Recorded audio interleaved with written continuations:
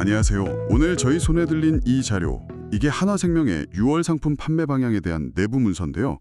특히 암보험 관련해서 아주 흥미로운 변화들이 좀 보이네요. 네, 맞습니다. 6월 들어서 보험료는 좀 낮추고 반대로 보장은 강화한 그런 새로운 암 관련 상품들을 내놨더라고요. 이 자료들 보면서 하나생명이 뭘 강조하는지 또 여러분께 진짜 중요한 정보는 뭘지 좀 자세히 들여다보죠. 좋습니다. 바로 시작해보죠.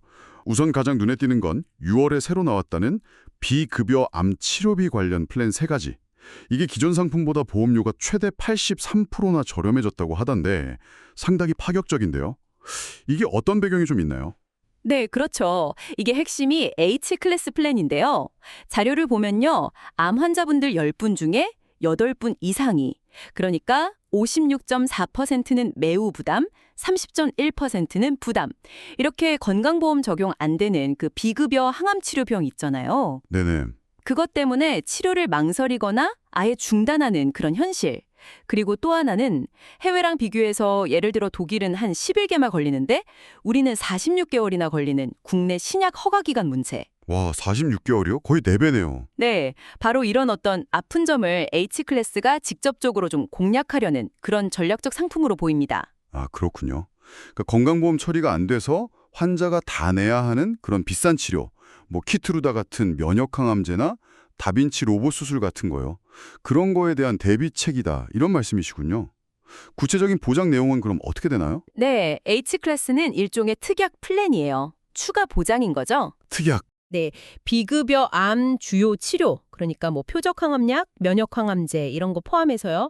그리고 아직 허가는 안 났지만 효과가 기대되는 그런 비급여 표적항암약 치료 비용, 이걸 상급 종합병원, 그러니까 흔히 말하는 대학병원급 기준으로 각각 연 1회 한도로 보장하는 겁니다. 아, 1년에 한 번씩? 네, 이걸 10년간 최대 1억 원까지 보장하는 걸 목표로 하고요.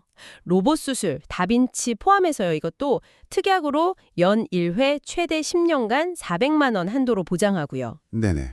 물론 암치료 종류별로 세부 조건은 약간씩 다르니까 그 자료에 있는 보장 내용표를 좀 꼼꼼히 보시는 게 좋습니다. 정말 고가의 비급여 치료 부담을 딱 겨냥한 거네요.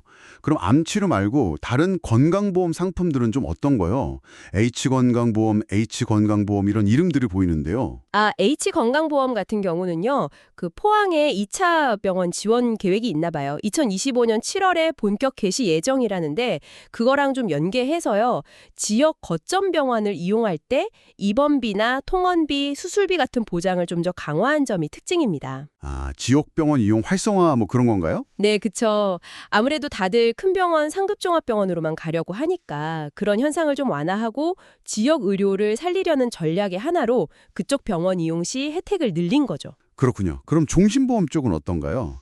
H종신보험하고 제로백 H종신보험 이것도 있던데요? 네, H종신보험은요, 암이나 뇌출혈 또 특정 심장질환 같은 9가지 주요 질병 진단 받으면 그 이후 보험료는 안 내도 되는 납입 면제 기능을 넣은 게 특징이고요. 아, 납입 면제요? 네, 그리고 제로백 H종신보험은 요즘 국민연금면으로는 노후가 좀 불안하다 이런 걱정들 많으시잖아요. 네, 그렇죠. 거기에 좀 초점을 맞춰서 가입자가 원하면 사망보험금의 일부를 연금처럼 미리 당겨서 받을 수 있는 기능, 이걸 강조하더라고요. 예를 들면 뭐 66세부터 5년간 매년 한 5,073만 원씩 연금을 선지급받고 나중에 사망 시에는 남은 사망보험금 뭐 예를 들어 2억 원 이걸 받는 식으로요. 아, 연금처럼 미리 받는 기능이군요. 유용할 수도 있겠네요. 마지막으로 6월 프로모션 내용도 살짝 보이네요. 네, 이건 뭐 주로 판매 실적 올리려는 내부 전략인데요. 터치어워지 같은 시상이나 건강검진 목표 달성하면 이벤트 하는 거, 고객분들이나 설계사분들 모두에게 좀 동기부여하려는 그런 내용들입니다. 오늘 이렇게 한화생명 6월 상품 전략 자료를 쭉 훑어보니까 역시 가장 힘주는 부분은 비급여 암치료 보장을 좀 현실적인 보험료로 제공하겠다. 이거인 것 같습니다. 그 외 건강보험이나 종신보험에서도 뭔가 고객들의 필요나 사회 변화에 좀 발맞추려는 그런 모습이 보였고요. 맞습니다. 특히 그 고액 치료비라는 아주 현실적인 고민을 파고드는 접근, 이게 참 인상적이었습니다. 여기서 우리가 한 걸음 더 나아가서 생각해 볼 지점이 있는 것 같아요. 오늘 본 것처럼 의료기술은 계속 발전할 거고 그만큼 미래의 건강 위험은 더 복잡해지고 또 비용 부담도 예측하기 어려워질 겁니다.